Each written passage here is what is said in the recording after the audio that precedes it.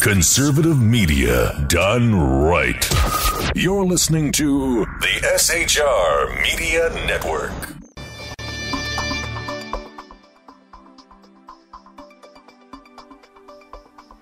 I'm Jason Miller. On tonight's Evan Miller Report, India has formally protested to Pakistan over its decision to release the suspect behind the 2008 Mumbai terror attacks. We have the latest on that report. Also tonight, 2 planes carrying much-needed relief supplies have arrived in the Yemeni capital, Sana'a. Also on tonight's program, a 20-year-old U.S. citizen has been charged with attempting to explode a car bomb at Fort Riley in Manhattan, Kansas. Labour and the SNP start attacking each other over Scotland's finances in the UK election news. This as the Tories pledge to spend an extra £8 billion on the NHS by 2020. All those stories and more, plus James O'Keefe joins us to talk about his latest expose of California professors and administrators at universities across California supporting the likes of ISIS and Hezbollah. Plus, Corey Evans. Thank you, Jay. Obama's gone Caribbean, not just opening up the channels to Cuba about the city of marijuana. I found a New York lady who they say married 10 men without ever divorcing any of them. Ugh. Call me a lawyer. Could there be a Russian... Yeah, I know. Could there be a Russian competitor to America's biggest fast food chain? I don't know about Jay, but I'm not loving it. PayPal could have to pay a lot of pals over Bill Me Later in lawsuits across America. And I invite America to say a prayer for Taylor Swift's mom. That's all coming up in your conservative news source. The Evan Miller Report starts now. Live from Southern California, this is the Evan Miller Report. Jason Miller with news and politics, Corey Evan with business and entertainment. This is the Evan Miller Report on SHR Media and 100 Press Radio. Here now, Jason Miller.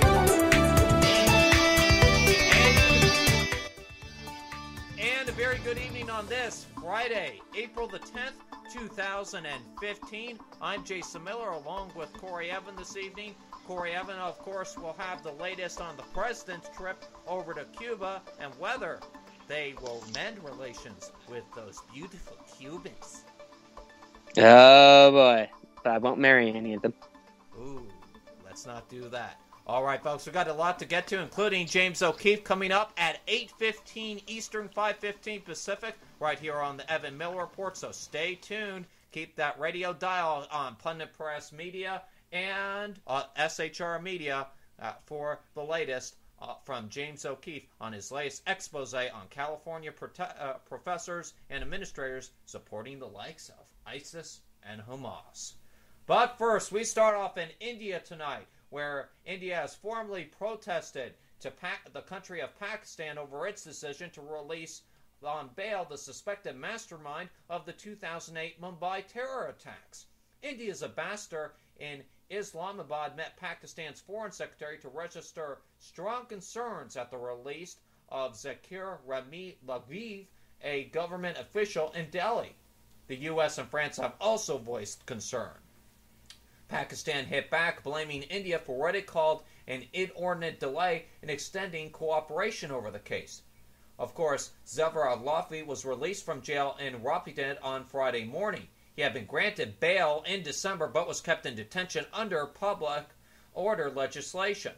That detention was declared void by the High Court, which ordered his release. Mr. Laviv still faces trial along with 6 other suspects over the 2008 Mumbai attacks, which left 166 people dead and damaged peace efforts between those two countries, which at this time are bitter nuclear enemies. India's Home Minister Rajnath Singh had called the earlier release very disappointing and unfortunate. The Ministry for External Affairs said it warned Pakistan that such a move erodes the value of assurances repeatedly conveyed to us with regard to cross-border terrorism. The U.S. State Department said it too had conveyed its concerns to senior Pakistani officials over the course of many months and as recently as yesterday. Terrorist attacks are an insult on the collective safety and security of all countries, said spokesman and BS artist Jeff Rathi. India's Prime Minister Narendra Modi has not publicly commented yet on the development, but on a visit to Paris on Friday was mentioned by the French President Francis Hollande. He told Mr. Mumbai, quote, "I express to you my indignation each time that a terrorist is freed while he still has a responsibility for an abominable act." Stay with the Evan Miller Report. We'll keep you the latest on this developing story as details come into the newsroom.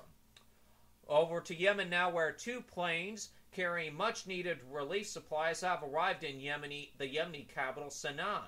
The aircraft have brought in medical equipment and food supplies from the Red Cross and the UN Children's Fund, UNICEF. The UN has warned that basic services are unraveling in Yemen with widespread food and fuel shortages. Meanwhile, Pakistan has ruled itself out of joining the Saudi-led coalition fighting Houthi rebels in Yemen.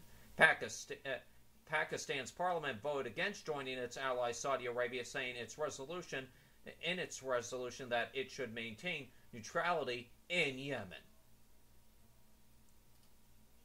A 20-year-old U.S. citizen has been charged with attempting to explode a car bomb at Fort Riley in Manhattan, Kansas, back here in the States. John T. Booker Jr. was making final preparations to carry out the suicide attack on behalf of Daesh, the FBI said. Mr. Booker previously had tried to join the army but was denied entry because of internet posts about jihad.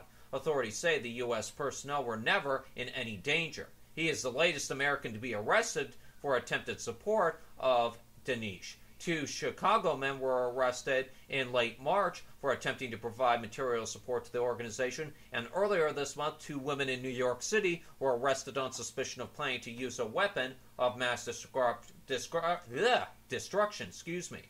Booker, also known as Mohammed Abdi Hussein, enlisted in the military with the intent to commit an insider attack against American soldiers, according to the FBI complaint.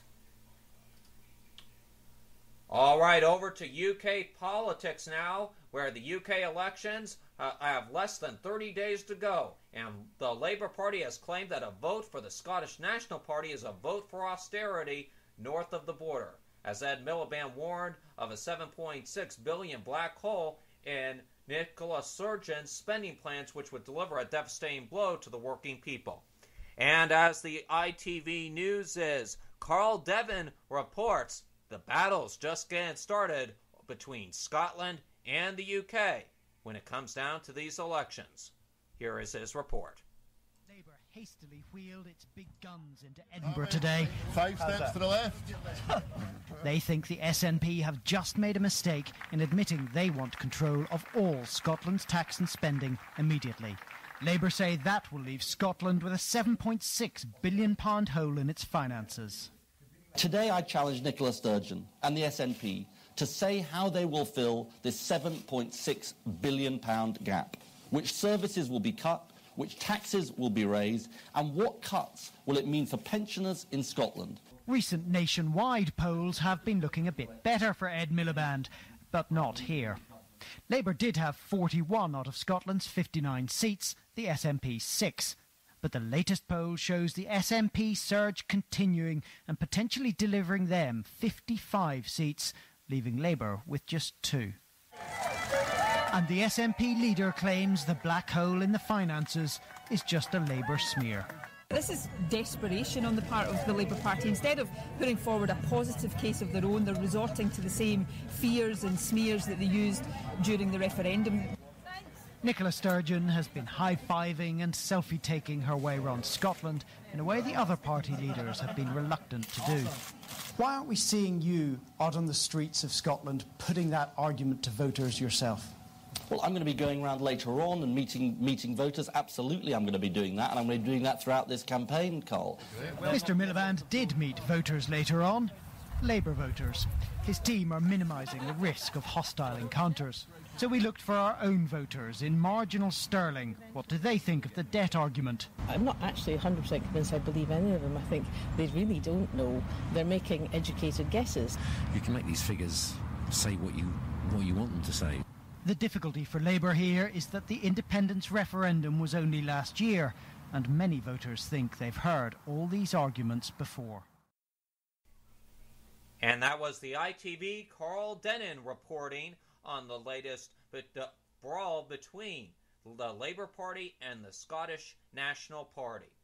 The Conservatives, meantime, have upped the ante in the key election battleground of the National Health Service, also known as the NHS in the UK, with a pledge to invest at least £8 billion extra a year in the health service by the year 2020.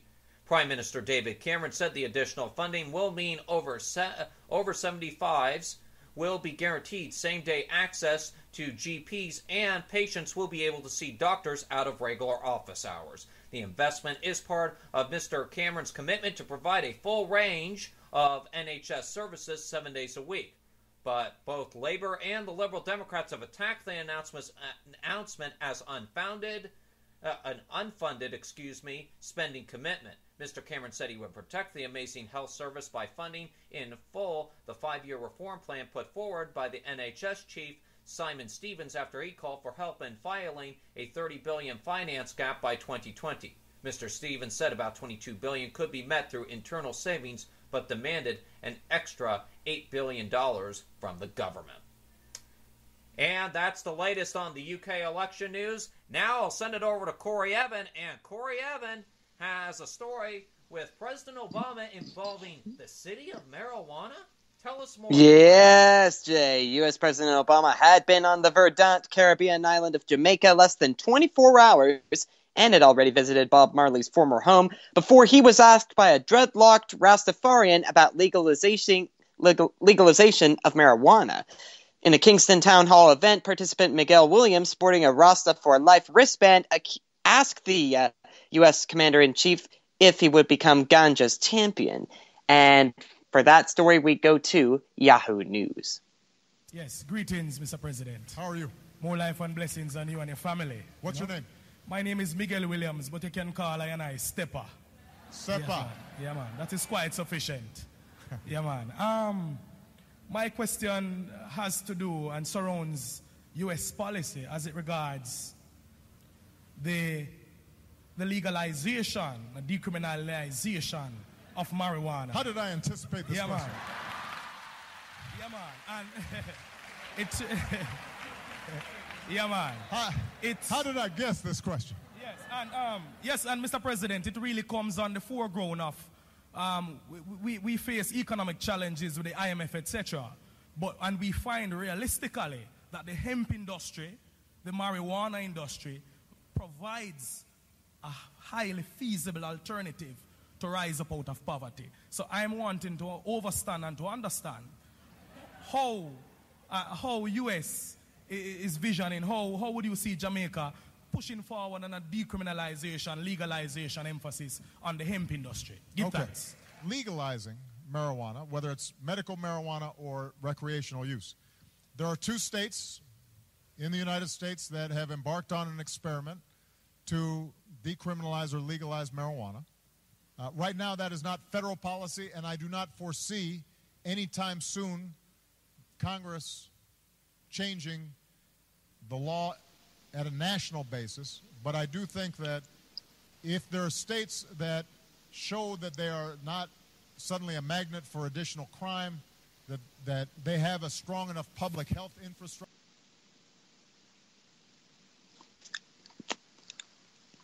Obama is quoted as saying, quote, "I do not see any law on a national basis, thankfully, because..."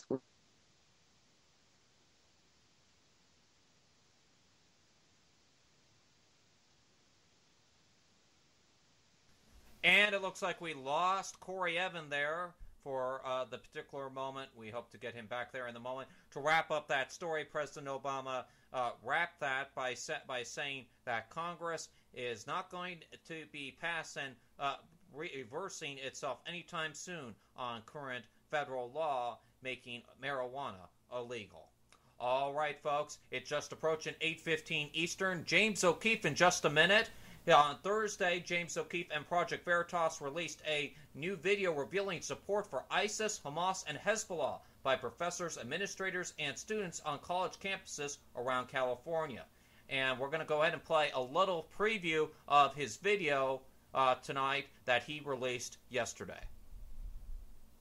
We're pledging to actually to devote 1% of our incomes to the people of Islamic State, to show them that we understand what their plight is, and that we're committed, that if they see an outpouring of support, they might change their ways and understand that the American people are not out to get them. Well, I disagree fully that it has anything to do with poverty. I mean, what do you think it has to do with? With Islam, with the I mean, without question.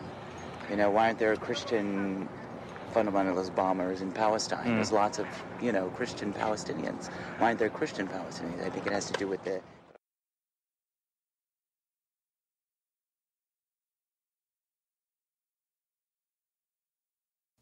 And that's just a preview of what that video had to say. Many professors there were surprised by the undercover team that they didn't even know was undercover at the time, doing this kind of stuff on California's college campuses. But many people were more than far too willing to support those recognized terrorist organizations. So James O'Keefe was quoted as saying, "It is truly frightening just how many supporters these organizations have on our college campuses and the effect it's having on our nation's youth." Well, we were supposed to be having James call in at this particular point. We don't know what happened there, so what we're going up, I believe this is him now. So let's go ahead and patch that right in. I believe we have James O'Keefe on the line now. Good evening, James. Good evening. How are you? Good. Glad to have you with us. Don't worry about the tardiness. We were just finished the audio segment here that we were teasing here. Question for you. Our audience, of course, probably has seen this full video here. Some haven't. We'll post this up on our Facebook page, facebook.com/The Evan Miller Report later for everybody to see. I want to know that last gentleman you interviewed undercover in that video, he says he doesn't support it, but why did he sign that little form that you guys were passing out anyway? I'm a little confused and baffled to that. You know, it's pretty amazing some of the people we encounter. You know, there's stupidity, there is anti-Americanism, there's ignorance. Some people just don't care. You know, this guy, we approached him with a petition to basically sign money to give to Hezbollah, Hamas, terrorist groups, and he's like, look, I don't believe for a minute that poverty causes terrorism. Radical Islam does. But you know what? I'll sign it anyway. So we're just exposing all the whole gamut, the range of emotions and the range of people's absurdity, corruption, fraud, abuse. This guy, he knows what he's signing is wrong, but people are stupid and they'll just sign a petition anyway.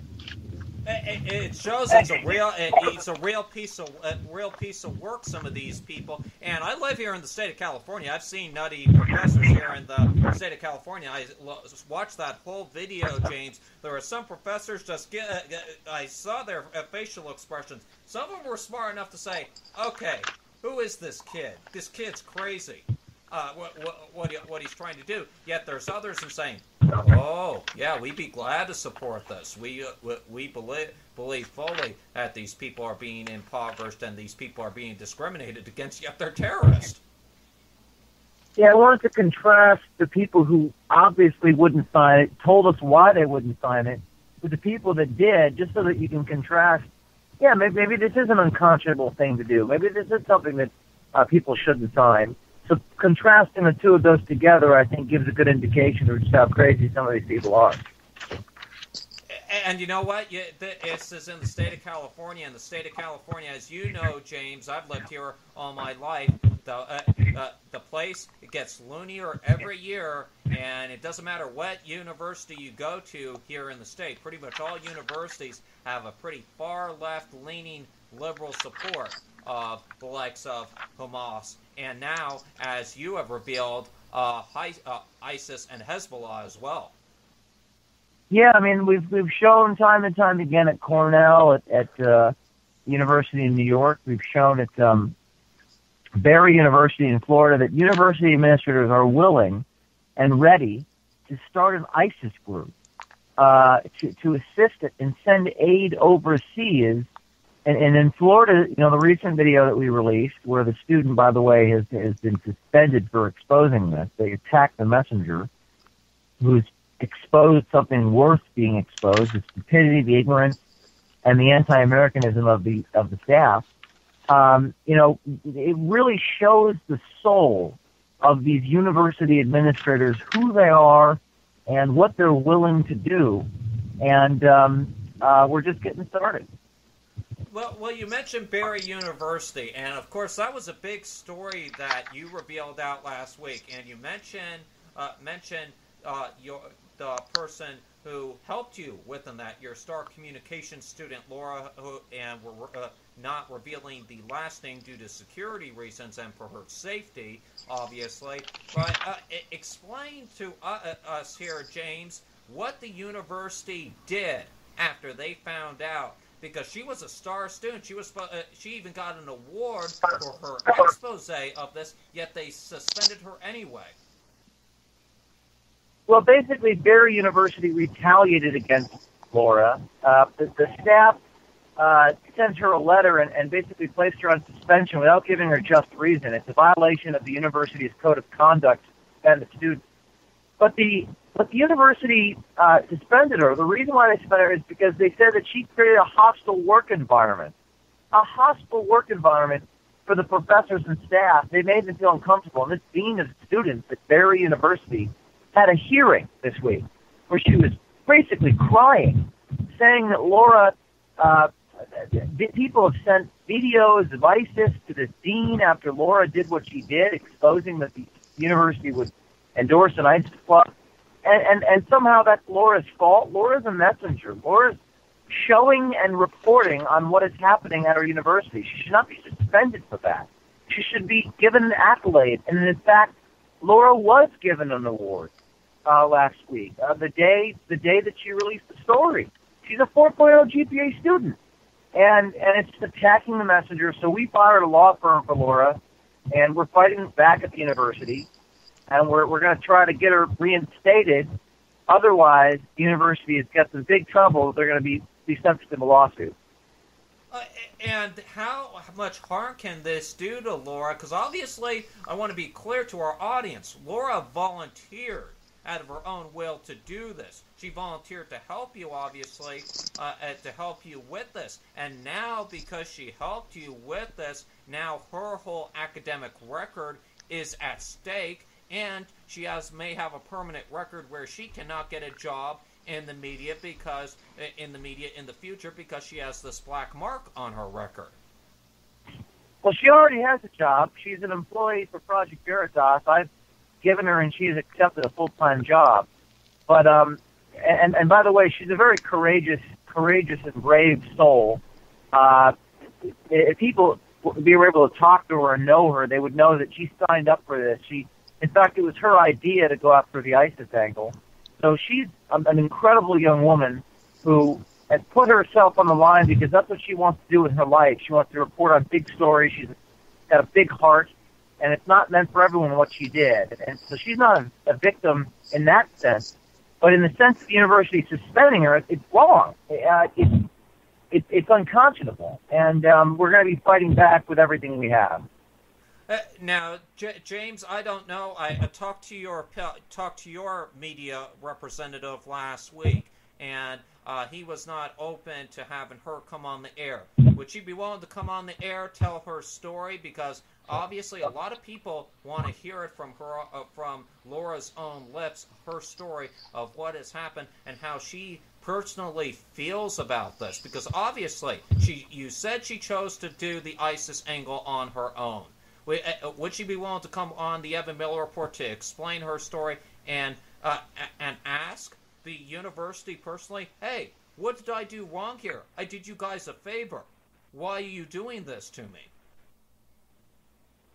Well, we're not yet. Maybe when this whole thing calms down. But Laura also, she's an undercover reporter, so she doesn't really want to blow her cover by going on television by speaking to the world. She would rather. This is radio. I'm not television per se, James. This is radio, so obviously security precautions will be taken. I will not reveal her last name. I promise you right there, as my honor as a journalist here. And it's probably a best idea to make sure that everyone's on witness protection program if they do that as well.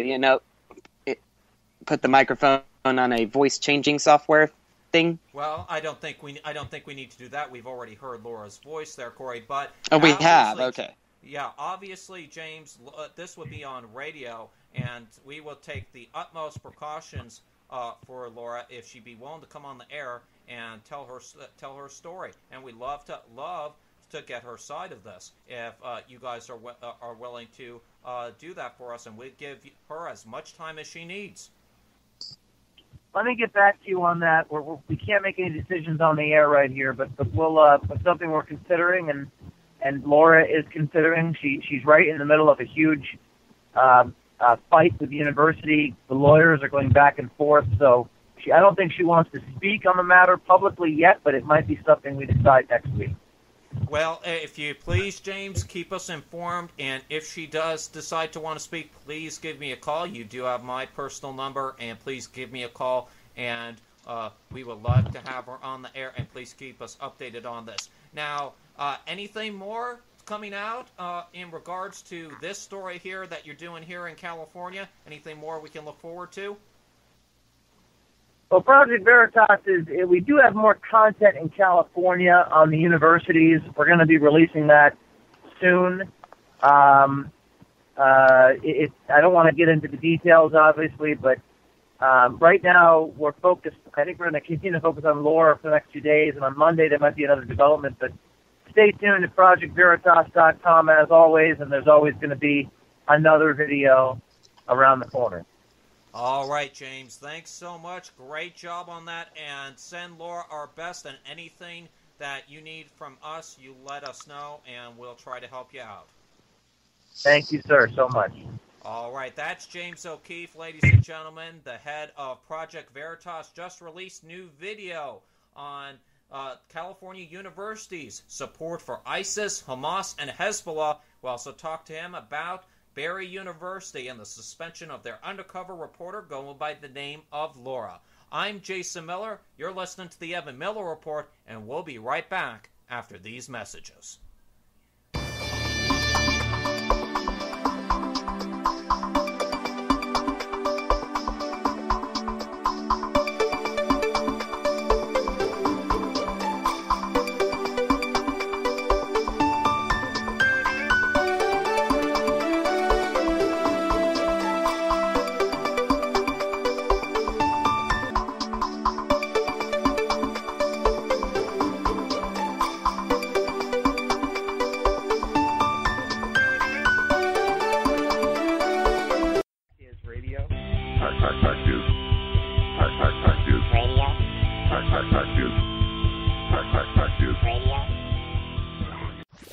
Conservative media done right.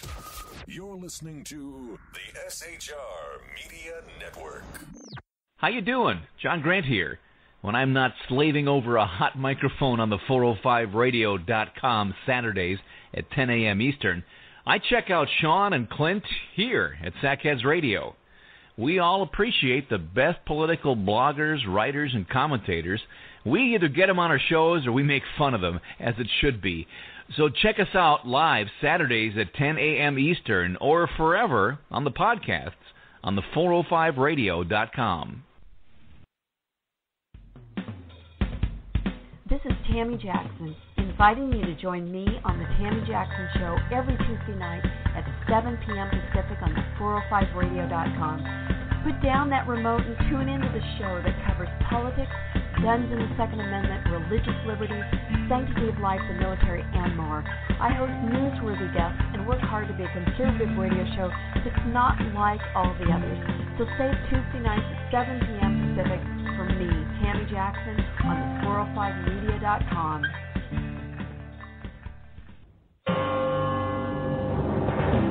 Hello, I'm Paul, a student at Hillsdale College. Here is my professor, Dr. Larry Arnn, on the separation of church and state. America's founders believed in the separation of church and state, in that the country was not to have an official religion or an official sect. But that did not mean that government was to be hostile to religion, or even indifferent to religion, as many today argue. In fact, America's founding document, the Declaration of Independence, includes both a reference to God as the author of the laws of nature and a confident assertion that human beings are endowed by their Creator with certain inalienable rights. Far from being hostile or indifferent to religion, America's founders understood the theology of the Declaration to be an essential part of the education of citizens. This Constitution Minute was brought to you by Hillsdale College. To join the national conversation on the Constitution, go to constitutionminute.org.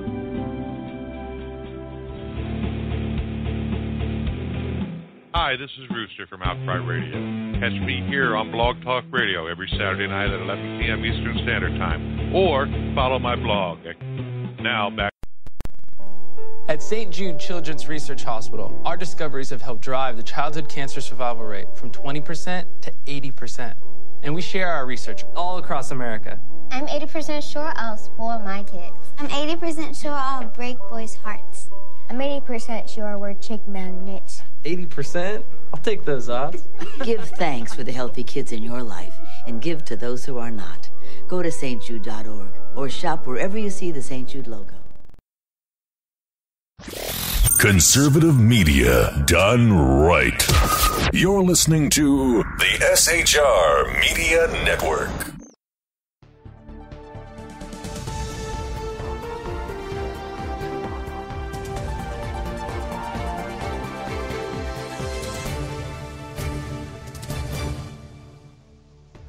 Thank you, as always, ladies and gentlemen, for coming back to the Evan Miller Report. I'm Corey Evan. Jason Miller will be back with more news in just a few moments. But first, the stage was set today for a possible encounter between U.S. President Obama and Cuban leader Raul Castro at the 7th Summit of the Americas, and potentially an announcement this week that Cuba is off the U.S. list of state sponsors of terrorism.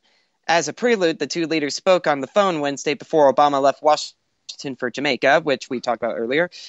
He arrived in Panama for the summit on Thursday evening and met with Panamanian President Juan Carlos Varela Friday morning. Ben Rhodes, a deputy national security advisor, and one of the architects of the new Cuba policy, said no formal meeting has been scheduled between President Obama and Castro, but, quote, we certainly do anticipate that they will have the opportunity to see each other at the summit Saturday to have a discussion, unquote. Rhodes said the Cubans were also anticipating there would be a time for such a conversation on the sidelines of the summit. The U.S. and Cuba have been in talks to normalize relations since December, and on his Jamaica trip, Obama said he received a recommendation from the State Department about Cuba's status as a state sponsor of terrorism. There have been reports that a status change could be announced this week. Rhodes said Friday that the State Department's recommendation was under review by members of the president's national security staff. Quote, we're not all the way through the process, he added. This is the first time Cuba has been invited to the gathering of hemispheric leaders since the event was launched in 1994, and not everyone was happy with its presence or its possible removal from the terrorism list. Among the fugitives from the U.S. Justice who have been granted political asylum in Cuba is Asada Shakur, also known as Johan Cheshmard, a Black Liberation Army member. She was convicted of the 1973 murder of a New Jersey state trooper and was serving a life sentence when she escaped from jail in 1979 and lived underground until she fled to Cuba. Long-standing tensions within Cuba's society were also on display Friday morning when Cuban dissidents and supporters of the Cuban government clashed outside the Hotel Panama, where a civil society forum brought together leaders from a broad cross-section of the Americas. Wednesday's phone call was only the second between U.S. and Cuban presidents in more than a half-century. Rhodes said the decision to converse by phone was a mutual one. During the call, the leaders reviewed the status of efforts to restore diplomatic relations between the two countries and open embassies, as well as discuss topics to be addressed at the summit, said Rhodes during a press briefing. Late Thursday, U.S. Secretary of State John Kerry and his Cuban counterpart Bruno Rodriguez also held a lengthy and very constructive meeting, they say. That conversation, said Rhodes, centered on practical matters related to the formal opening of embassies and renewing diplomatic ties. Cuba's Ministry of Foreign Affairs characterized the 3-hour meeting as respectful and constructive. Such high-level contacts between U.S. and Cuban officials would have been, quote, unimaginable a year ago, Rhodes said. We're in new territory here. At previous summits, the U.S. had become increasingly isolated over its Cuba policy. After his meeting with Varela, Obama called Panama a proud democracy and praised its efforts to promote transparency and accountability and its economic success. Obama also made a quick morning visit to the Panama Canal, met with Central American presidents to discuss efforts to curb narco-trafficking and criminal gangs, and his request for $1 billion to support security and human development in the region. He joined leaders from Panama, Brazil, and Mexico at a CEO Summit roundtable Friday afternoon and participated in a roundtable at the Parallel Civil Society Forum. With his jacket thrown over his shoulder and wearing sunglasses to beat the humid 88-degree heat, Obama visited the Miraflores locks. Yes, humid, Jay. Humid? Oh. I don't believe humid. I'll take humid when he sits in Florida humidity for 5 hours straight on the beach. And my fiance Jennifer has sat in that kind of heat before, and she's told me, I haven't seen pictures of it yet, but I'll verify it later. Her hair turns into ringlets. But yeah, if my Jennifer can take a little bit of heat, Obama, you can handle it. I mean, you are the president, after all. Come on, Mr. President. Take it. Yes. Moving on to one from the BBC, school children returning from a sports competition were among at least 33 people killed in a head-on collision between a bus and a gas tanker in southern Morocco, officials say. The bus burst into flames after the crash on Friday morning near the city of Tantan in the district of Chibika. 9 people were injured and taken to hospital, but 2 later died. Local media said the children had been taking part in an athletics competition and were traveling with their coaches. Some reports said they were traveling from the capital Rabat to Lyon, which is in the Western Sahara. Hassan Isengar, a well-known athlete, was traveling with the children and is among the dead, reports said. King Mohammed VI has sent a message of condolences to the families and said he would pay for the burials as well as hospital fees for the injured. Wow, that's nice of him. Very rare when a president offers to pay hospital and funeral expenses. But back to the story. Road accidents have been on the rise in Morocco as car ownership has nearly doubled over the past 15 years, according to Reuters. An average of 10 people are estimated to die every day in road accidents. So it is our hope that, along with the massive uptick of car ownership in Morocco, that the uptick of safety equipment included in new cars will soon follow. The next phase of the trial of Dzhokhar Tsarnaev, in which jurors will decide if the convicted Boston Marathon bomber gets the death penalty, begins on April 21st. The scheduling decision, announced Friday afternoon by U.S. District Judge George O'Toole, means that court will not be in session on the anniversary of the April 15th double bombing near the marathon's finish line in 2013. It also avoids the trial coinciding with this year's marathon on April 20th. The jury of 7 women and 5 men convicted Tsarnaev on Wednesday of 30 charges, including conspiracy to use a weapon of mass destruction and bombing of a public place. Tsarnaev and his now deceased brother Tamerlan detonated 2 homemade bombs that killed 3 people and wounded 264. Days after the attack, they killed an MIT police officer. The sentencing phase is essentially a mini-trial. The same jury, as well as 6 alternates, will return to hear testimony and decide if Tsarnaev gets the death penalty or life without parole. And it's my hope that he gets death, because life without parole, that's just going to funnel more money into paying for him. But back to the story. The defense is expected to mount a more robust argument to spare their client from the death chamber than they presented to the jury for deliberation about it. They had argued that Tamerlan was a dominant figure in Dzhokhar's life who coerced his younger sibling into joining him in the attack, but only called 4 witnesses over 2 days. Believe the psychiatrists or other medical experts to testify that Tsarnaev's youth made him too vulnerable to his brother's will. The prosecution has argued that the brothers were equal partners in planning and carrying out the attack and the subsequent crimes over 4 days that put the region, on edge. And it's giving me hay fever just thinking about it. God bless you. Why did you marry those beautiful Cubans? They spiked my drink. Yeah, oh,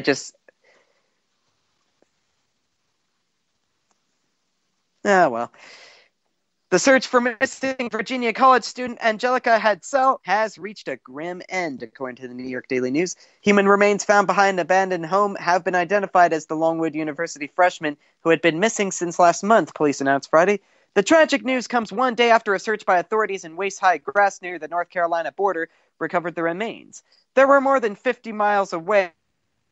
Hadsell was last seen on March 2nd. In a statement to the Norfolk Police Department expressed their deepest sympathies to the Hadsell family while thanking the federal, state, and local agents assisted in the investigation. The 18-year-old family has, meanwhile, yet to publicly react to the news. Shortly after Thursday's upsetting find, the teen's family praised the Norfolk Police Department's efforts on a Facebook page titled Bring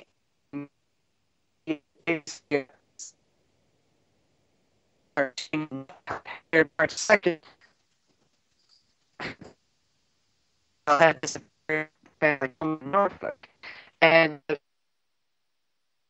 page AAJ.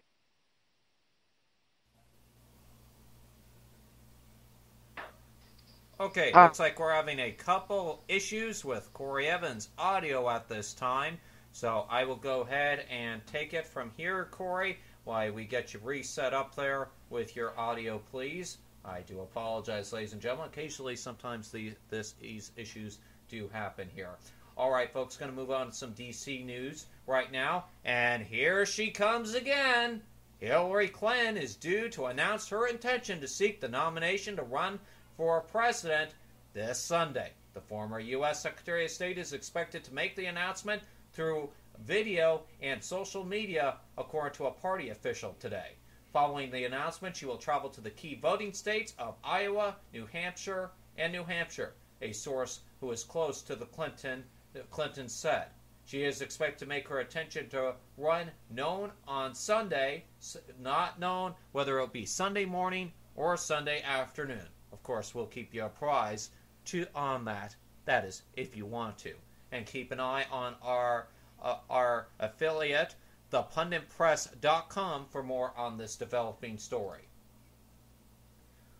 Who better to comment on the senators aiming for the GOP presidential nomination than their Tea Party compatriot, Senator Mike Lee of Utah? At a breakfast hosted by the Christian Science Monitor on Friday, Senator Lee, who rode the Tea Party wave to Congress in a stunning primary upset in 2010, shared his thoughts on the strengths and weaknesses of the Republican presidential candidates. Senators Ted Cruz of Texas and Rand Paul of Kentucky, as well as Senator Marco Rubio of Florida, who's expected to throw his hat in the presidential ring on next Monday evening. The congenial Lee, who had been in the trenches filibustering with Senator Cruz over the Affordable Care Act, or, as we like to call it, Obamacare, and writing tax legislation with Senator Rubio, wasn't ready to endorse any one of his three friends. But here are his brief takes on his fellow Senate conservatives. Rand Paul, the Libertarian senator who made his presidential auditions formal on Thursday, studies up on legislation and constitutional issues, according to Lee. At his announcement Tuesday, Senator Paul touted his resolution that would require senators to read legislation before they vote for it. Lee recalls his first few weeks in office when he and Paul were heading to the Senate floor for a vote. Rand asked me how I was going to vote on a particular bill. I told him I was going to vote for it, and he identified some fairly technical constitutional concern. I didn't share his concern, but I was impressed that he was willing to do the work to find it. Paul's biggest problem, says Lee, will be to explain his foreign policy views. The Kentuckian has a hands-off view of foreign policy. Some would say almost isolationalist. But he has to modify or even reverse his positions because of the rise of the likes of Islamic State, or Daesh, as we call it here on the Emma Miller Report, back to his quote, and growing concern over Iran's nuclear program. On Ted Cruz, Lee and Cruz have similar legal backgrounds, including working as law clerks at the U.S. Supreme Court. They are ideologically close, Lee says. The Utahnian lauded Cruz's passion, most visible to Americans in the 21-hour filibuster that Cruz, with an appearance from Lee, held against Obamacare in the fall of 2013. It eventually led to the partial government shutdown for which Lee said President Obama shares blame.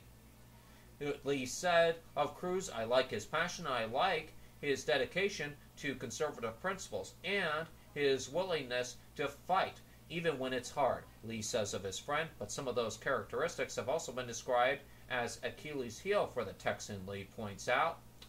On Marco Rubio, Lee says, who is the son of Cuban immigrants and is the most gifted communicator in the current field of GOP hopefuls, Lee says. He's also said, "I don't know that we have any other candidate who is as good as Rubio is at communicating, at delivering a speech, and inviting the audience into the kind of emotional journey as he speaks. He's one of these guys who can bring grown men to tears very quickly with emotion." Rubio often mentions his years of growing up with a mother who worked as a hotel maid and a father who tended bar. The young freshman senator is known for working his personal story and his values into crescendo of patriotic rhetoric. And ladies and gentlemen, that's a look at what Senator Mike Lee thinks of the two current presidential candidates on the GOP side, and of course the one who is supposed to announce on Monday as well. We'll post those full comments up on later on tonight on our Facebook page, facebook.com/The Evan Miller Report. All right, folks, time to get some main D.C. news today. And outgoing Attorney General Eric Holder has a message for staff members at the Department of Justice.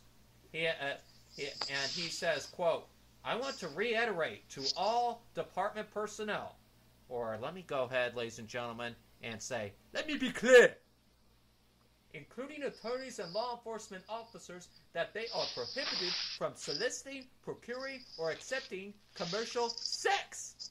Holder wrote in a Department of Justice memo to personnel dated Friday and obtained by the Washington Post newspaper. Holder said that soliciting prostitution threatens the core mission of the department, noting that could invite extortion, blackmail, and leaks of sensitive or classified information. The memo comes after a DOJ Office of Inspector General report released last month, that agents under the DOJ with Drug Enforcement Agency had participated in, quote, sex parties believed to be in Colombia between 2005 and 2008. It is believed that the prostitutes attended the parties and were paid by drug cartels. 7 of the 10 agents implicated in the incident admitted to attending the parties, according to the report. So, it's quite disturbing, Mr. Corey Evan, when Eric Holder is warning his staff not to hang out with the likes of the prostitutes. I wish he would have warned them sooner. Yeah, we all wish that we got to warn sooner, especially when it comes to Lois Lerner. Great segue, Corey. The Lois Lerner, of course, is the former director of the Exempt Organizations Unit at the IRS, and warned other IRS officials that lower-level employees are not as sensitive as we are to the fact that anything we write can be public or at least be seen by Congress, according to documents obtained by Judicial Watch released on Thursday. In the latest batch of documents the IRS released to Judicial Watch under the Freedom of Information Act, or also known as FOIA, as to us journalists, which the agency heavily redacted before handing over. Lerner proposed training to help IRS employees understand the pitfalls of discussing specific Congress people and practitioners or political parties in emails that could be seen by Congress or the general public. She said, quote, "We are all a bit concerned about the mention of specific Congress people, practitioners, and political parties. Our filed folks are not as sensitive as we are to the fact that anything we can write can be public or at least be seen by Congress," Lerner wrote in an email to Holly Patz, a former director of the IRS Office of Rulings and Agreements, back on February 16th of 2012. She continued to say, we talked with Nan, and she thought it would be great if RNA could put something together, some training points to help them understand the potential pitfalls as well as how to think about referrals, Lerner continued. Nan refers to Ned Downing, director of the exempt organization's examinations unit. Downing was copied on Lerner's email to Pats, along with Tom Milnar, EO technical advisor, and Judy Kendall and Sharon Light, both advisors to Lerner. As a starting point, Nan has set up a bunch of papers that I asked Tom Miller to review to provide feedback to Sharon or Judy or whoever we decide should draft the training, Lerner wrote, adding, I realize everyone is very busy, but I'd like you and Tom to get to work, to get together to work out a reasonable plan for completing the review and reporting back on some of the issues he thinks we need to cover. If you need more info, we can talk. Downing then responded to Lerner and Pats at 6:17 p.m. on February 17th, saying, quote, I thought we were going to have Judy and Sharon talk to my frontline managers about this at the next quarterly managers call. I believe it is scheduled for March the 15th. The date has been redacted, ladies and gentlemen. Back to the quote. I think Nancy Todd has already reached out to Judy and Sharon to get them on the agenda. I had a discussion with the area managers, but agree we need a more in-depth discussion with the frontline managers. Lerner then responded at 7:53 p.m., warning, quote, I don't want to blank long. Lerner resigned from the IRS in 2013 following the agency's admission that the exempt organizations unit under Lerner's leadership had unfairly targeted conservative groups seeking tax-exempt status between 2010 and 2012. And finally, to wrap up the D.C. news tonight, an Air Force Major General has been formally reprimanded and removed from his job for telling a group of officers that talking to Congress in a bid to block retirement of an A-10 Warthog amounted to treason, according to the Air Force today. An investigation of remarks by Major General James Post III, who was the vice commander of the Air Combat Command, found that his words to some 300 airmen at Niles Air Force Base on January 10th may have had a chilling effect on some of them, convincing them not to speak with lawmakers. Representative Mac Thornberry, a chairman of the House of Representatives Armed Services Committee, said the Air Force action against Post was important and correct. Members of Congress must be able to receive unfiltered facts and opinions from service members, he said in a statement. Attempts to prevent or restrict that communication cannot be allowed. The incident added fuel to a controversy over efforts to retire the low-flying tank killer aircraft, which is highly regarded by ground troops for its ability to provide close-to-air support. The plane has strong supporters among members of Congress who have so far successfully blocked efforts to retire it. Air Force Chief of Staff General Mark Welsh, himself a former A-10 pilot, has said that given budget and personal constraints, the Air Force needs to retire the plane to save money and free up people to learn to maintain the new F-35 Joint Strike Fighter. All right, ladies and gentlemen, it's now time for the business news, and here's Corey Evans.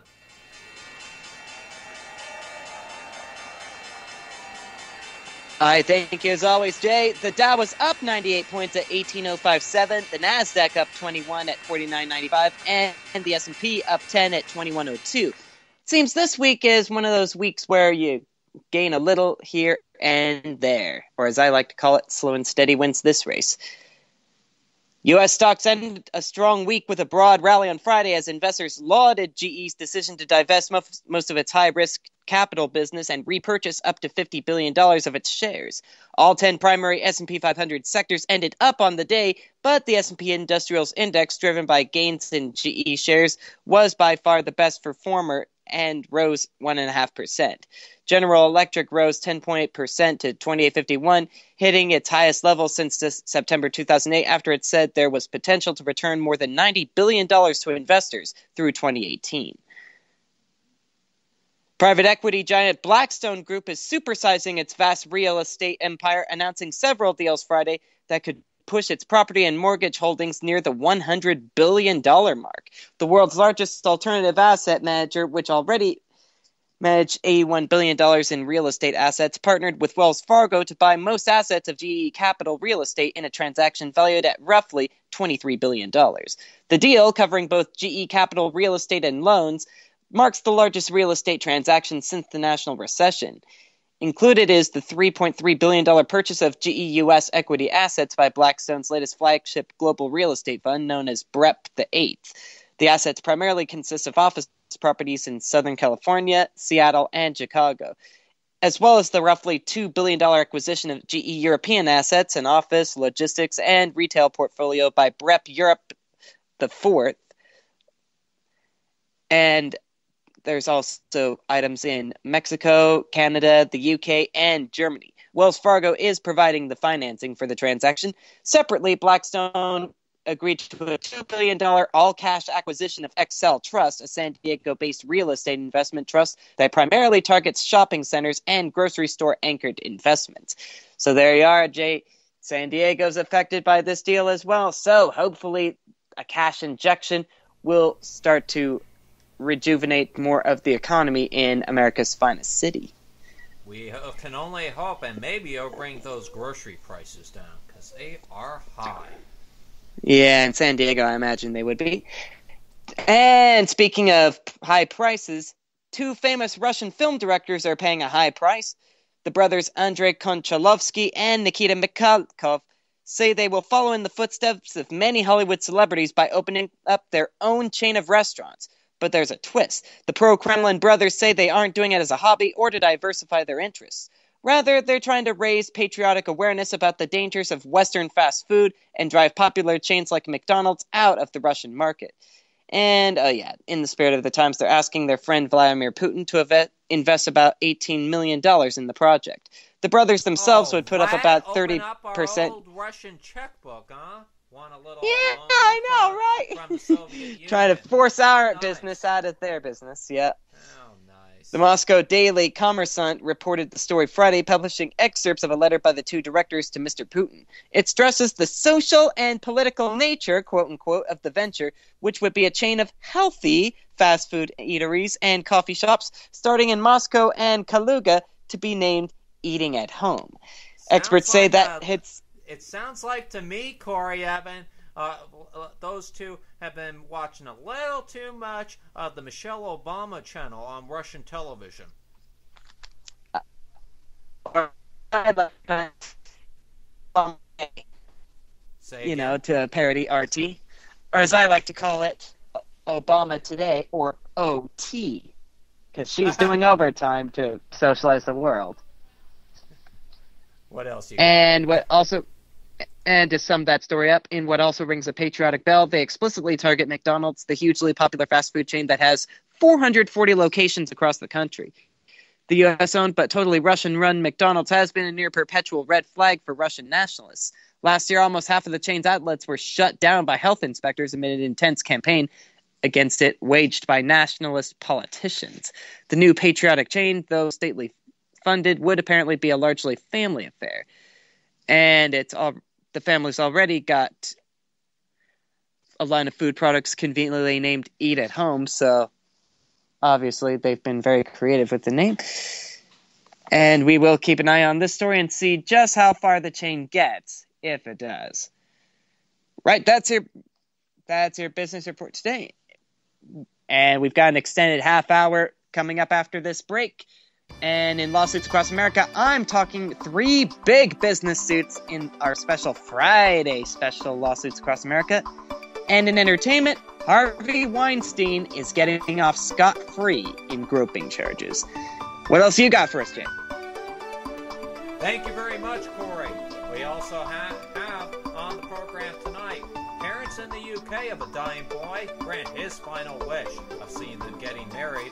We'll have that, plus other headlines that we didn't get a chance to get to today, up on next on the Evan Miller Report when we come back.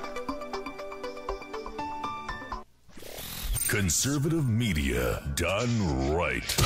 You're listening to the SHR Media Network. What's up, everyone? Corey Evan here from the SHR Weekender. I describe the Weekender as a news magazine. You might describe it as business in the front, party in the back. I bring you the big stories of the week, the ones that matter, and help you make sense of them. But I also bring you lots of fun stories, too.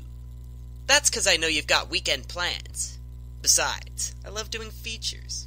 I read the classifieds. I take public figures for a spin. And who else do you know who reads a game show News Minute? Thought so. That's what I bring you every Saturday at 3 Eastern, noon Pacific on shrmedia.com. I'll see you on the Weekender.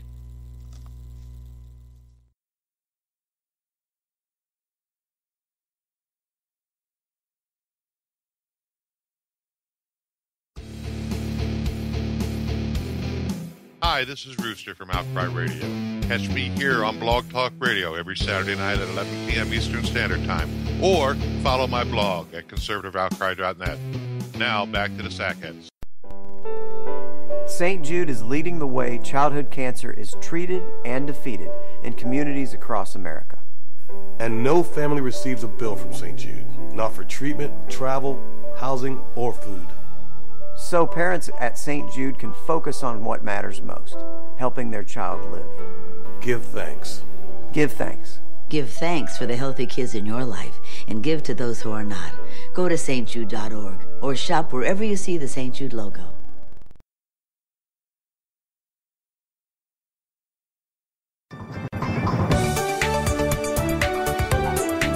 Live from Southern California, this is the Evan Miller Report.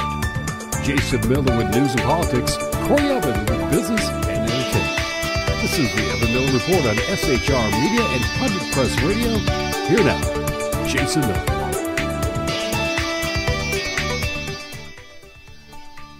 And welcome back to this extended edition of the Evan Miller Report. I'm Jason Miller along with Corey Evan, and it's just approaching 9 on the east, 6 o'clock out west. We welcome you back to the Evan Miller Report tonight, and we're going to go edit first and send it over to Corey Evan tonight, and he has some other news he couldn't get to earlier due to technical issues. And Corey, this has to do with that story that you want to cover tonight about those 10 polygamists. Tell us more. Well, it's a woman who married 10 men, apparently. A New York City woman accused of getting married 10 times over an 11-year period as part of an apparent immigration scam pled not guilty to felony fraud charges in the Bronx on Friday. Liana Barrientos held the hand of another woman as she walked past the line of media on her way into the Bronx courtroom. Neither she nor her attorney spoke to reporters. Barrientos took a seat in the back row as she waited for her name to be called. At one point, she pulled out a hairbrush and combed her hair until a courtroom officer told her the behavior was not permitted. Barrientos is charged with offering a false instrument after allegedly obtaining marriage certificates with 10 men between 1999 and 2010. She never filed for divorce, the criminal complaint alleges, though several of her husbands, 7 of whom are from so-called red flag countries, including Egypt, Turkey, Georgia, Pakistan, and Mali, filed divorce paperwork after using her to file applications to become lawful permanent residents of the U.S. Only 2 of their applications for permanent residency were approved.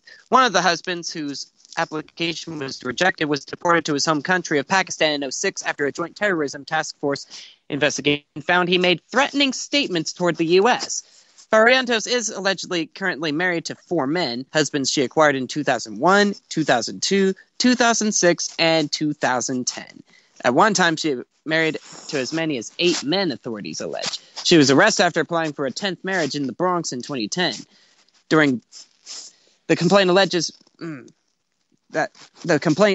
Barrientos, filed for marriages in different towns 10 times since her first marriage in 1999, mainly in Westchester County and on Long Island. During a 10-month period in 2001 and 2002, the complaint alleges, she applied for and received 8 more marriage certificates. Federal investigators from immigration and the Bronx District Attorney's Office. In a statement, an ICE spokesman said the case was referred to prosecutors because an investigation revealed irregularities in some benefits received in relation to the marriages. Quite the case right there. I'm sorry. I just can't get over it. 10 men. How? I can understand someone wanting to marry 2, maybe 3 times, but 10 in that short an amount of time, that's That's more than most celebrities. I guess the only excuse she may have on this is if she's marrying 10 men, she really must want a nice mansion and a nice luxury car to drive, and she couldn't have money for it, so she married 10 people. I don't know, I'm just saying, New York is an expensive place to live. Yeah, and going on 10 dates is doubly expensive. I mean, nothing personal, but that does get very expensive very quickly. Just saying. And how much time does she have to take for each guy? That just leaves the mind to boggle and our audience to think that one over and chew it over, doesn't it? Wow. Yeah, but go ahead. With the Mrs. Doubtfire scene, remember the restaurant scene at the end? Yeah. I think a lot of people see that image. Yeah. Any rate, meteorologists, I pronounced it wrong, from the National Weather Service have been surveying northern Illinois areas hit by tornadoes and say it looks like one of them may have had winds of up to 200 miles an hour. This from the Washington Post. Preliminary reports today showed at least one tornado touched down near Fairdale on Thursday evening. Meteorologist Jamie Enderlin says there's still work to do, but so far it's been classified at 600 miles an hour. He says there's not yet an official count on the number of tornadoes or full details about them. The National Weather Service has said there are at least 2 tornadoes in a 6-county area. And I'll go ahead and send it back to Jason Miller now, and he's got more international items for us. Jay? Thank you very much, Corey. Israeli troops shot dead a Palestinian man today in the West Bank when they opened fire during the funeral of a Palestinian recently released from an Israeli jail, according to medics. 2 other Palestinians were wounded when Israeli troops opened fire to quell protests that erupted in Hebron over the burial of the man who had died shortly after leaving prison, the medics said. The 30-year-old victim, Ziwad Awid, was shot in the back, they said. The Palestinian medics identified the man who was buried as a relative, Jawad Awad, who fell ill before he was released from jail. Angry protests erupted during his funeral in the southern West Bank, with mourners accusing Israel of responsibility for his death. Thousands of people marched in funeral procession in the village of Beit Omar, and some pelted troops deployed nearby with stones nearby, according to witnesses. No, I don't have that.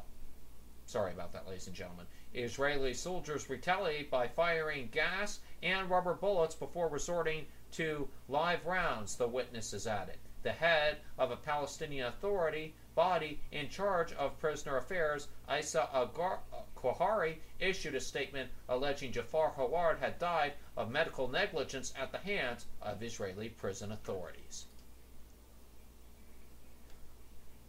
Moving on to Nigeria, where as the turbine militant lifted his head from his Quran and raided to dash his anti-aircraft gun, and a helicopter pilot stuck the nose of his aircraft into the air and veered away. This, as Boko Haram is being ousted from towns and camps and are still killing.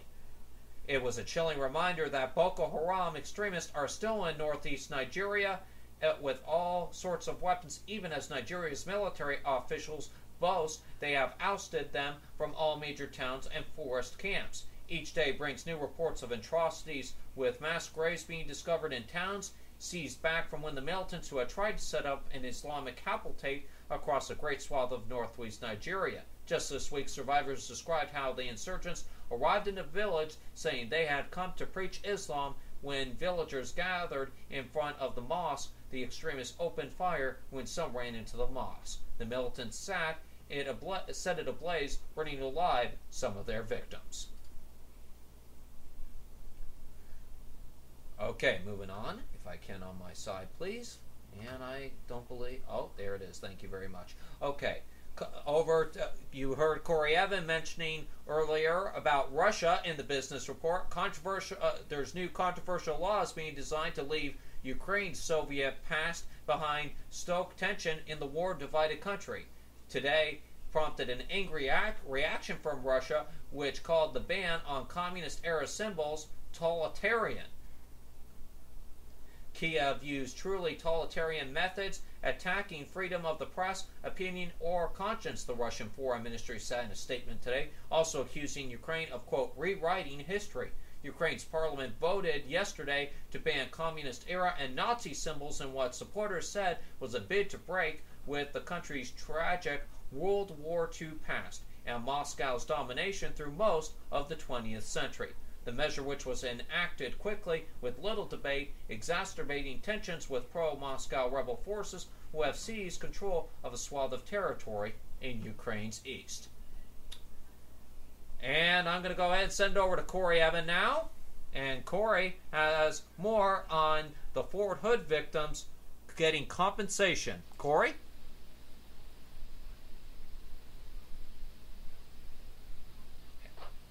Do we have Corey Evan? Okay. We'll get back to Corey Evan in just a moment. Hopefully we can get him back there. Meantime, we got this story here. Eric Jackson took a bullet in the forearm during the deadliest mass shooting on a U.S. military base and returned to Fort Hood 5 years later with other survivors Friday to receive Purple Heart medals. Some smiled over an honor they felt was overdue, but also clenched their teeth over needs in their scared and injured lives they say the Army has denied. I try not to be bitter, he said, but it's kind of hard not to be bitter, said Jackson, a former staff sergeant. You wonder where's the respect, where's the recognition, where's the support for what you've gone through and what you've continuously going through. 13 people were killed and 31 injured back in 2009, an attack carried out by an Army psychiatrist who is now on military death row. Following years of tension, the Army gave the Purple Hearts to survivors and relatives of the dead in a somber ceremony on the Texas military post, just 2 miles from where Nadel Hassan had opened fire in the room of armed soldiers. Top military commanders recalled tables that became makeshift stretchers to transport the wounded and dying. 10 of the survivors remain on active duty.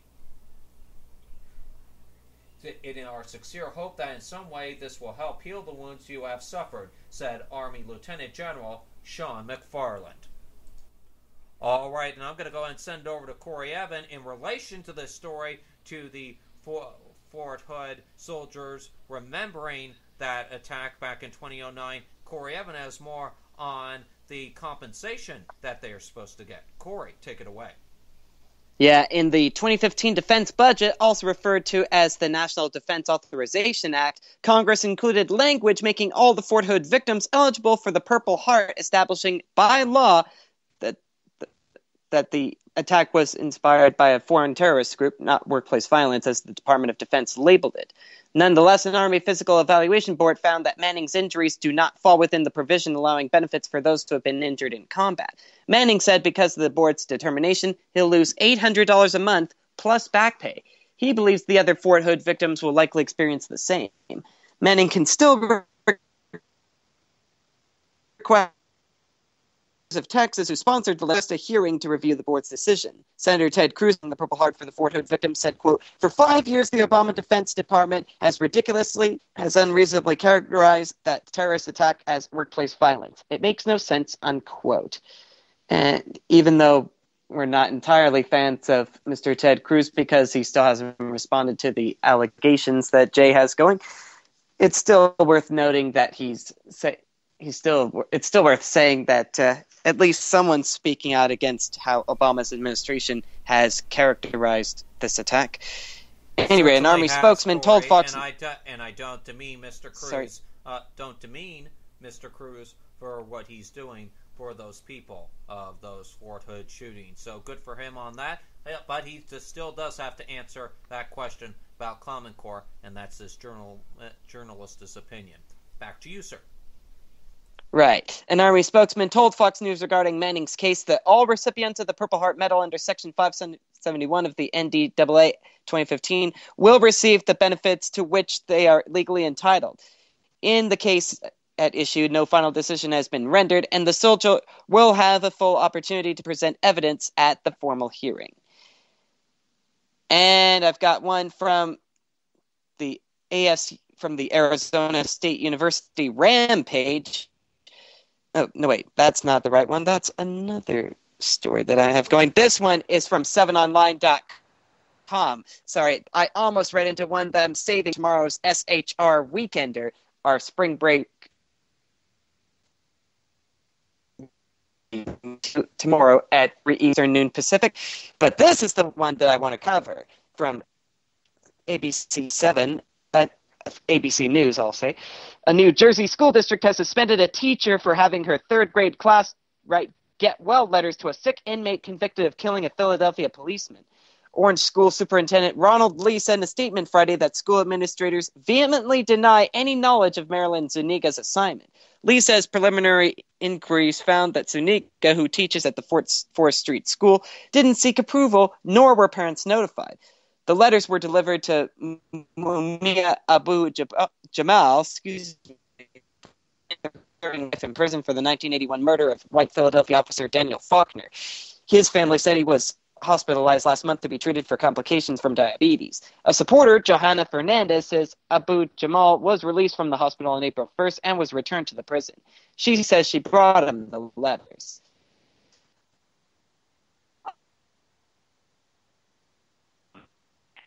A letter, or even force your class to write those letters. I mean, is there no one that teachers will have kids write letters to?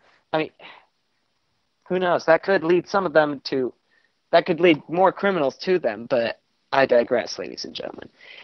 So, when will our nation's veterans stop getting sent to the back of the line? Who will save our students from slipping down the slippery slope of school slime? And when will someone suggest Beano to Larry King? You know, so there's no gas. And I blew a joke. It's supposed to be so there'll be no gas. Oops. No. Yeah. That's why I'm not in commercials yet, ladies and gentlemen. I need some practice. And hopefully I'll be all done with my practice next time we have developments in our continuing battle against global socialism.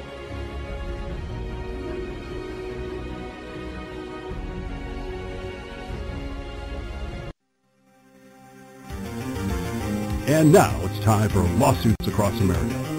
The cases are real. All rise for the Honorable Corey Evans.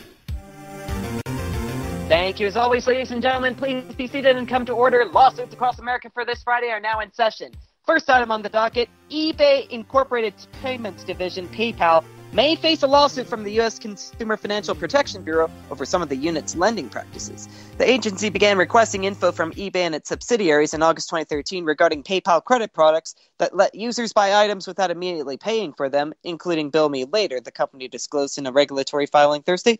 The investigation could lead to a lawsuit against eBay as soon as the second quarter. Potential outcomes include a settlement requiring the company to change its business practices or undisclosed fines, penalties, legal fees, and payments to customers, the San Jose, California company said. Bill Me Later is a service offered by PayPal for shoppers to buy merchandise on credit. The PayPal unit makes loans through a bank that are then purchased and managed by eBay. Amazon this week filed a lawsuit against companies that allegedly sell fake 4- and 5-star reviews that appear alongside products on its main Amazon.com site. It's the first time for the e-commerce giant to take such action, indicating increasing concern among Amazon executives that such phony comments risk undermining the integrity of the site's review section. The suit filed in a Washington state court on Wednesday involves 4 companies: BuyAmazonReviews.com, BuyAmazonReviews.com, BayReviews.net, and BuyReviewsNow.com that Amazon claims sell less than honest product assessments to Amazon merchants looking to paint a rosy picture of their wares in order to get them notice. In its filing, which accuses the companies of false advertising, trademark infringement, and violation of anti-cyber squatting laws, Amazon is at pains to point out that such allegedly fake reviews are small in number, but added that the time had come to tackle the issue as they threatened to undermine the trust that customers and the vast majority of sellers and manufacturers place in Amazon, thereby tarnishing Amazon's brand. In an email interview with the Seattle Times, however, by Amazon Reviews, insisted the company only sells honest and unbiased reviews, which he added is not illegal at all. He also noted that you can have unlimited 4- and 5-star reviews, promising that its skilled writers will look at your product, look at you,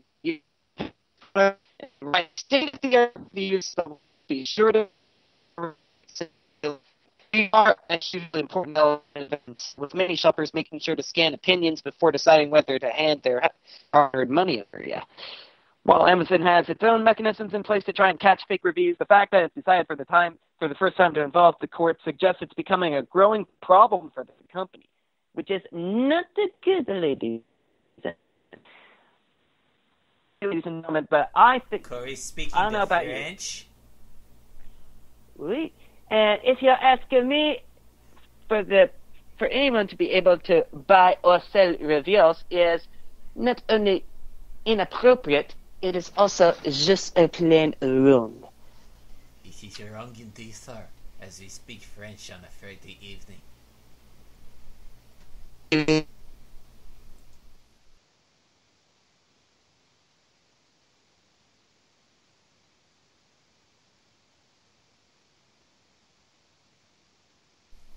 Alright, folks, looks like the FCC, Net Neutrality Police, didn't like our French here on the air. And no, it wasn't French bad words per se. We just decided to use a little French comedy inside Corey Evans' lawsuits across America.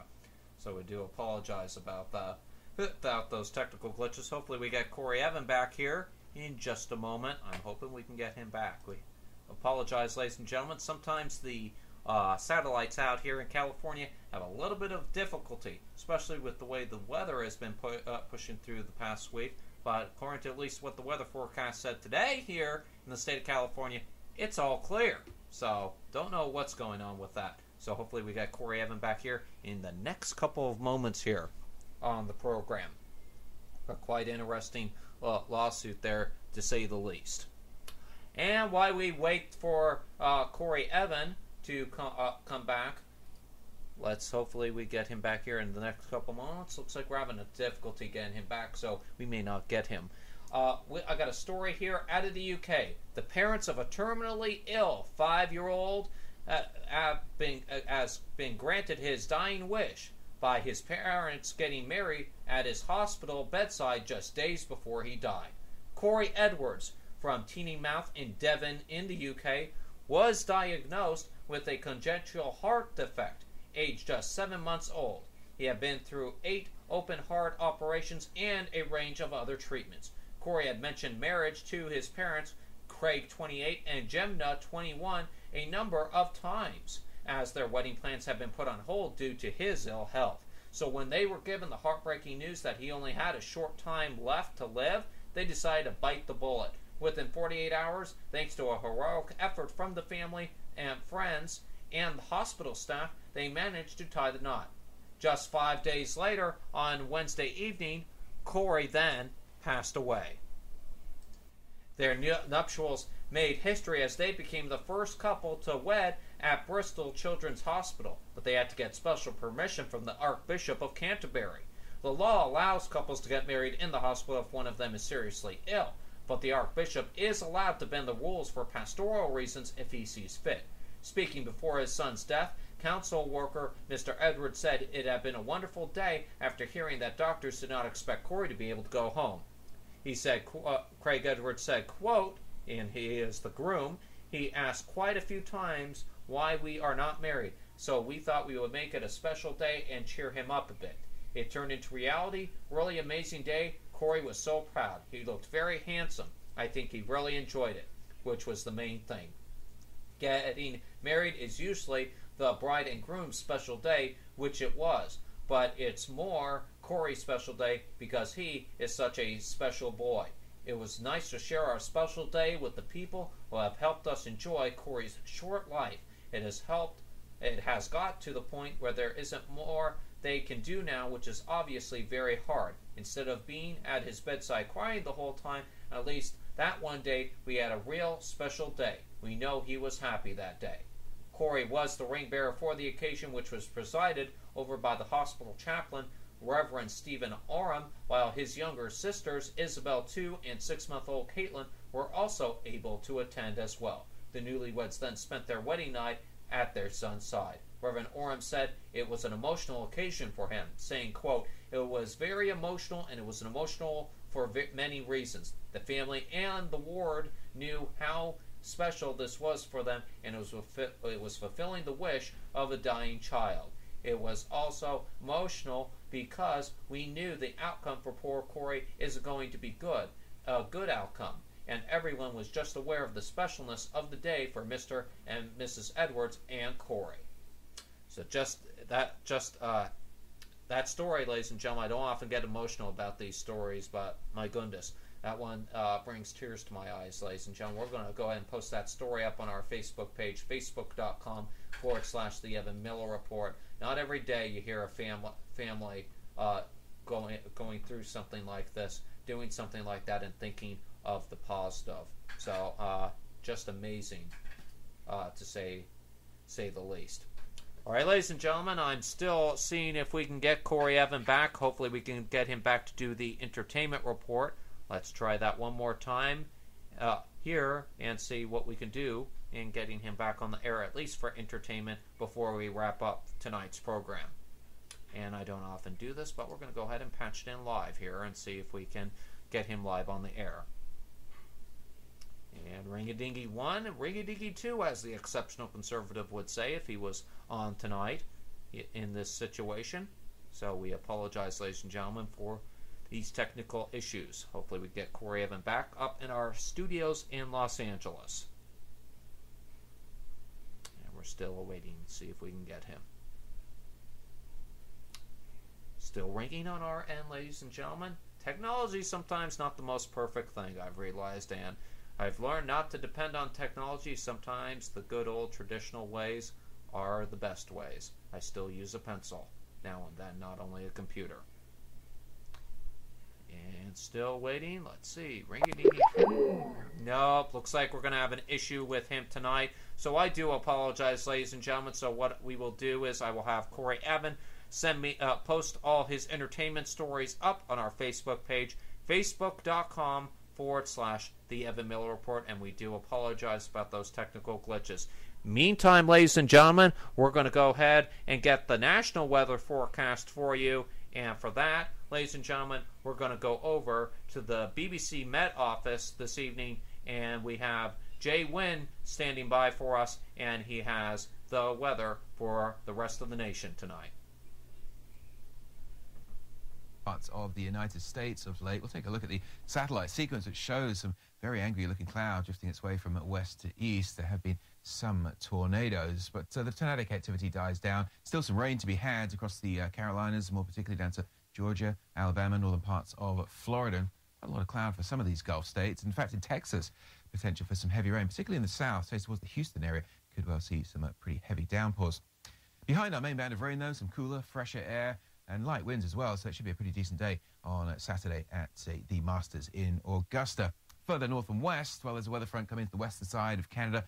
Some rain at lower levels, some snow up over the hills, and more like just rain for Seattle, Portland, and Eugene. But we break out of the rain, out of the clouds as you get down into California. And here, well, the drought just gets worse and worse. Further north and east, well, there's some sunshine to be had for New York and Washington. Temperatures in the middle to upper teens in Celsius, and many places enjoying a reasonable day with some sunshine, but there is that wetter weather north of Florida. South of that, a shower or two for Orlando and for Miami, and here temperatures into the 80s. Further west, well, it looks like we're going to keep some rain into the early part of the new week for Vancouver, Seattle, and Portland, but the sunshine continues in LA. Towards New York, well, it looks as if those temperatures are on the rise at 17 Celsius through Sunday and Monday, which is around about 63 Fahrenheit.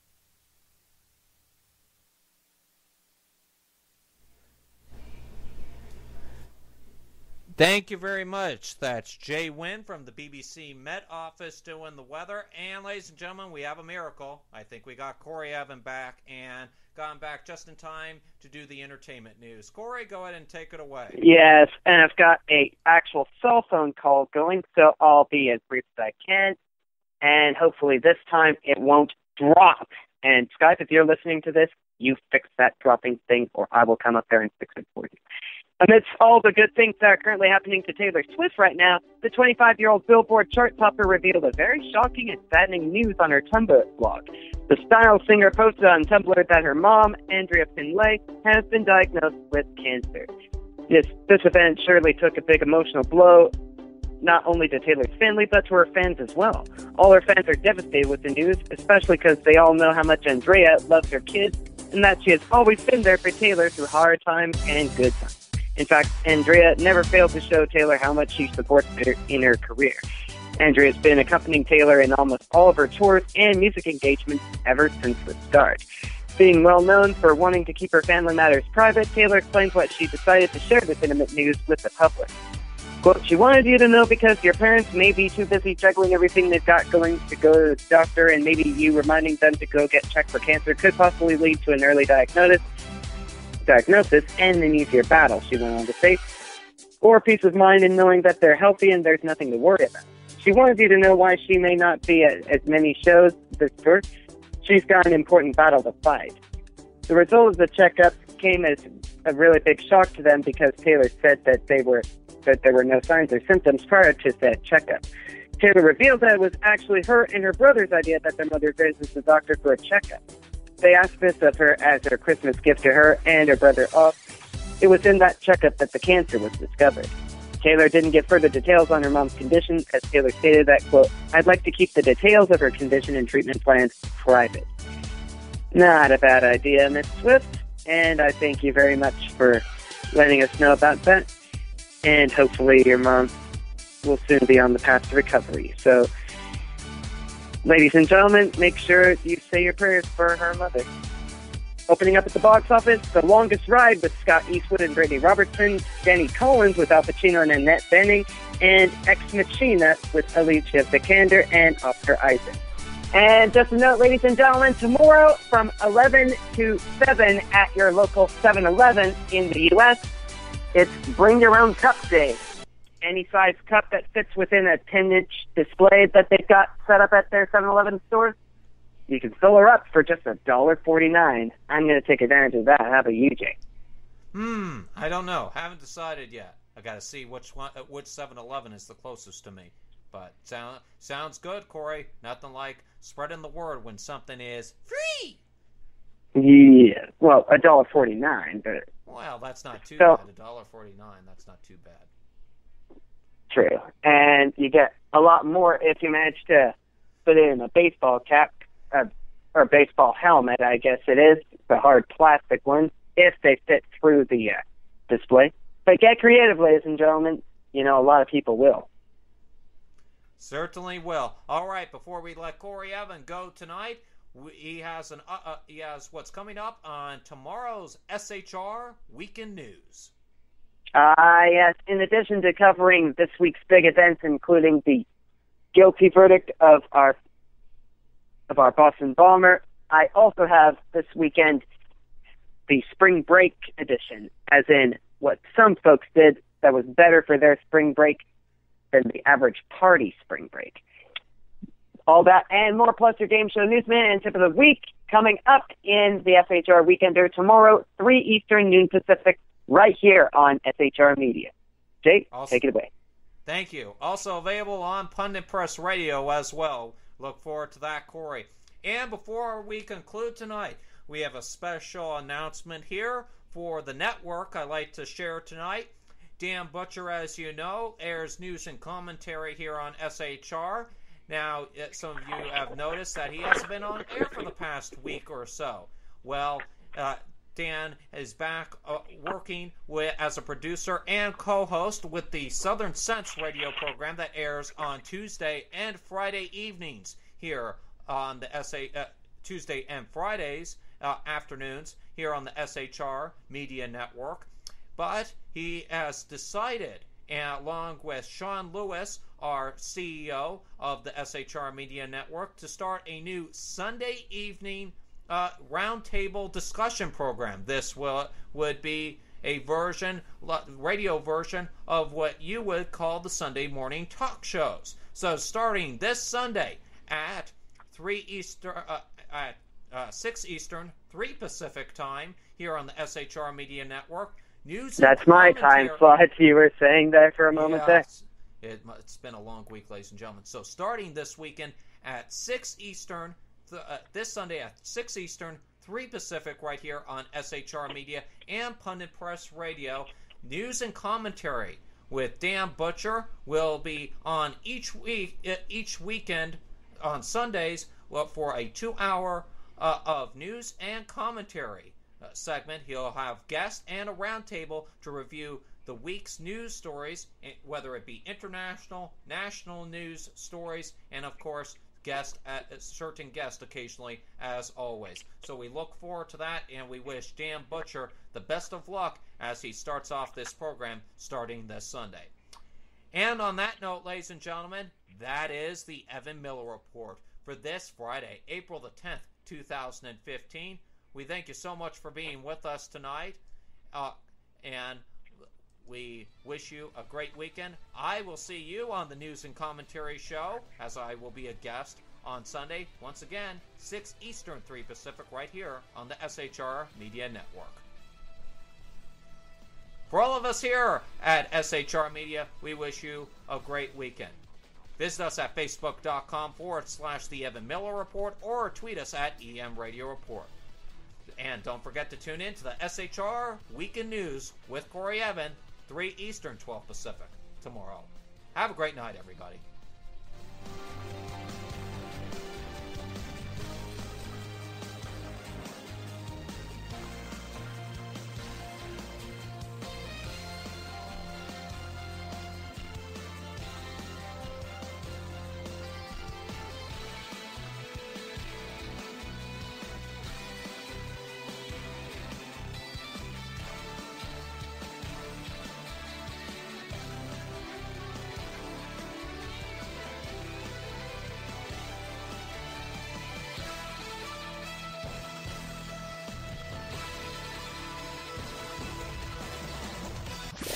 Conservative media done right. You're listening to the SHR Media Network.